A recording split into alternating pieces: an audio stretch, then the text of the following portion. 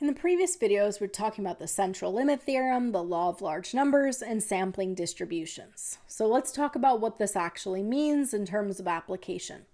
The majority of scientific research and business decisions are made on the basis of sampling. Generally, we have a population. We wish to know something about the population, such as the mean, the average of the population.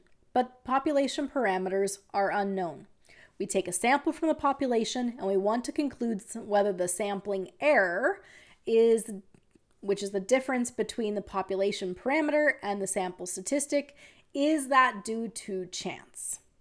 Okay, so we want to make an estimate about the population parameter. We get a sample statistic. We want to know, is that sample telling us about the population parameter? Is there really a difference that we're detecting? And we talked in previous about, for example, let's say we have two groups and we want to look at their average age. So the mean, we want to know about the average age in the two groups in the population. We've taken a sample from each of those groups. And now we have found the sample statistic, the average age in this group and the average age in this group. And we're looking at, is there a difference between those average ages? Well, let's suppose that we detect the difference in the average age in those two samples. Does that mean that we can say there is a difference in the average age of those two groups in the greater population? Or is the difference in the ages that we're detecting in those two samples of two groups, is that simply due to sampling error? That is, if I took a different sample of these two groups, then the average ages would be closer together. That's ultimately what we're trying to figure out as we try to extrapolate to the greater population. So we can use the normal approximation to compute the probability that a sample mean will fall within a certain range. We can use this normal distribution if the population that we're taking the information from has a normal distribution. And right, when we talk about a normal distribution, we are talking about the fact that it has some center where the mean, the average, and the median are the same because the number of extremes on either side are the same number. The mode is the same. There's this central tendency in alignment here, and the amount of extremes in either directions are about equal. Okay, so if the underlying data, so if the ages of people are normally distributed, then we know that the sample distribution will also be normally distributed. We can use our normal approximation to compute the probability that a sample mean will fall within a certain range. So we can extrapolate to the greater population. If the shape of the underlying population is not known or is not normal. So if that underlying, we know that there is, maybe it is skewed. It looks something like this. There's some extreme high values that are causing that mean to be higher than the median, which is higher than the mode. Okay, so if that underlying population is not known or is not normal, then we need to make sure that the sample contains a large number of observations, in which case we can then use the normal distribution to compute the probability that a sample mean will fall within a certain range. Now, this knowing the assumptions about the population being normal or not normal, that is going to become very prevalent as we get into more of our hypothesis testing and all the different tests we do. The first question we will always ask is the underlying population normal? And that will dictate what types of tests we do in terms of whether or not we can use this normality assumption. All right, so right now we're trying to extrapolate to the greater population. We want to compute the probability that a sample mean will fall within a certain range. Okay, now this brings us back to the z-scores that we talked about in a previous video. So you'll recall that we calculated our z-score or z-score by taking our value x, subtracting the average, and dividing by the standard deviation. So this gave us the standard normal distribution, where the center of the standard normal distribution is centered around 0, and it gave us that point where one standard deviation in either direction gave us 68% of the data 2 standard deviations, 95%, 3 standard deviations, 99.7%. That's the empirical rule that we're going to see a number of times in future videos. So we standardized our distribution here. When we had a normal distribution, we could standardize it by shifting it over so that it was centered on 0, and then the standard deviation is used to show how much variability relative to that mean 0 all the different data points have.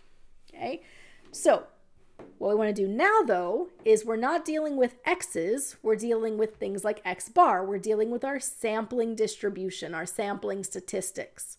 So since most business decisions and scientific research is based on a sample, we got to look at the sampling distribution, and we're going to look at x bar. So our standardization now is going to be this instead. So notice it's x bar minus mu.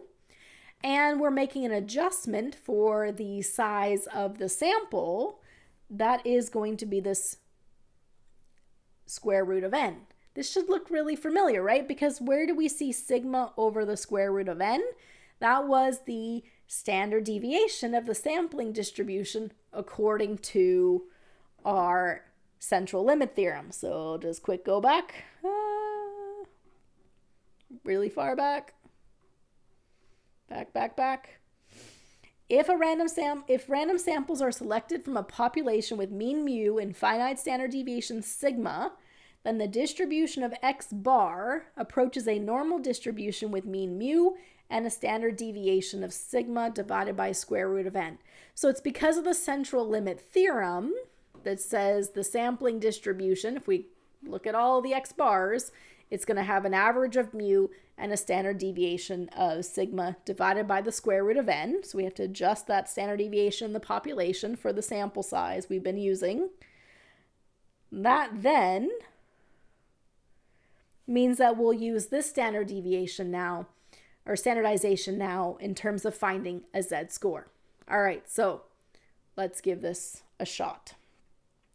The foreman of the canning division of the Planters Peanuts Company observes the amount of cashews in a 48-ounce can varies from can to can.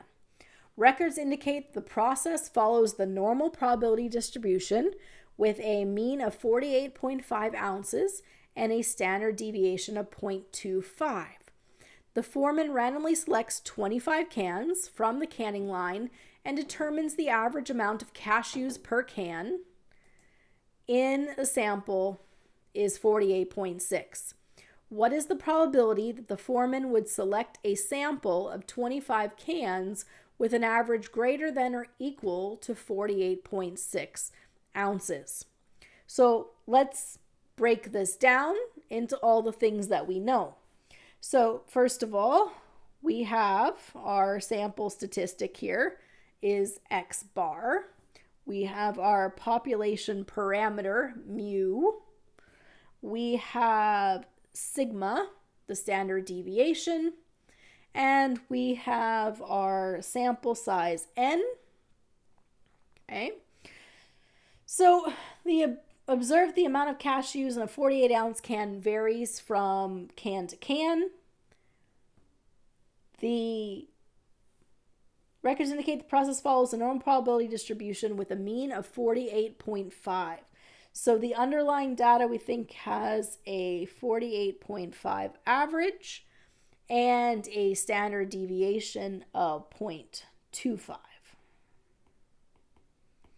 We are taking a sample of 25 cans, and we want to know what is the probability that we would select a sample that's greater than or equal to 48.6. So if the average is 48.6, what is the sampling error? Well, our sampling error is the difference between the sample statistic and the population parameter. And you can't see that because my head's covering it, but the sampling error is 0.1.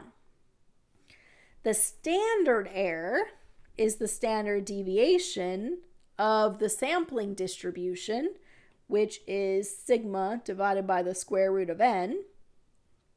So we're going to take 0.25 and divide by the square root of 25, which is 5. And we get 0.25 divided by 5, 0.05. Okay. So then we can find here, once we have found this is our sampling error, this is our standard error. From there, we can find our z-score. All right, so the z-score, see if I can find a spot to write here. Our z-score is going to be x bar minus mu divided by sigma over the square root of n. Well, x bar minus mu is the sampling error. That was the 0.1 we calculated. And standard error is the sigma divided by the square root of n, which is the 0.05 we calculated. And 0.1 divided by 0.05 is 2. What do we do with this? Okay, we want to know the probability that the mean is greater than or equal to 48.6. If we have a standard normal table, like this one here, the first thing we always do is say, okay, well, what does the standard normal table tell me? Because different standard normal tables read different ways. This one says that the values represent the areas to the left of the z-score. So if I look something up on this table, it'll tell me the probability, in this case, that z is less than 2, because it is telling me everything to the left of whatever z value I look up. And if I look z equals 2, it's telling me everything to the left, which is z is less than 2. So when I do that, these are the negatives, so that's to the left of the center. Here's the positive, 2.0, we get 0.97725. Okay. So that tells me the probability that we're less than 2. I want to know the probability the foreman would select a sample of 25 cans with a mean greater than or equal to 48.6. So I don't want less than, I want more than. So I need to take that 977.2 and do 1 minus, and I get 0.02.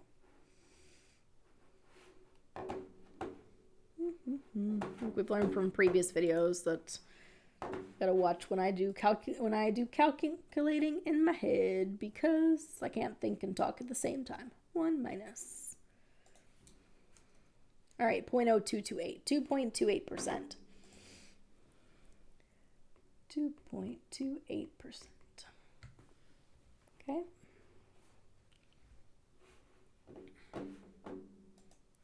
Now, in our previous video, we looked at how to do the same calculation and do it in Excel. So I just want to show you what happens in Excel. So in the previous videos, we used equals, normal distribution. And the normal distribution, let's make that way bigger because that's super tiny. Of course, you can't do that while you're in the formula, so let's try that again. Equals norm. Okay, so we used this formula before, and it asks for an x, a mean, a standard deviation, and a cumulative. And we were doing this before. We would type in our value of x. So here, 48.6. Let's see if I can show these two things at the same time here. There we go. Okay, 48.6. And we would then give it the average, 48.5, and then we would give it the standard deviation, so 0.25, and we would say cumulative equals true. Now, notice this, if I type it in like this, that the information that we get here, this was 97.72%, and what we just got was 65.5. That's because this formula is for z-scores where it's x minus mu divided by sigma. If you're going to use this Excel formula for your sampling distribution, then you can't just put 0.25 here. You have to put 0.25 divided by the square root of 25. So it's not 0.25 that we put here, but it is 0.05 that we put here.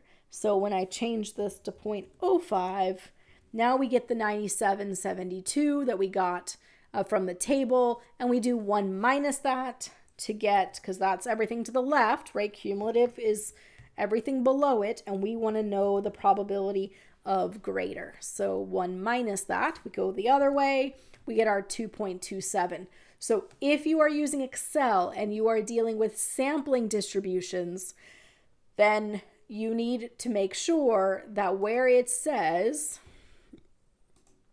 standard deviation, you are putting in the standard error, sigma divided by the square root of n. So make sure that you make that adjustment if you're going to use Excel for this instead of doing it by hand. Okay, so we can take our information from our sample and we're trying to figure out what is the probability that if we selected a sample of 25, that it would have an average greater than or equal to, in this case, 48.6% that we think is the average amount of cashews per can.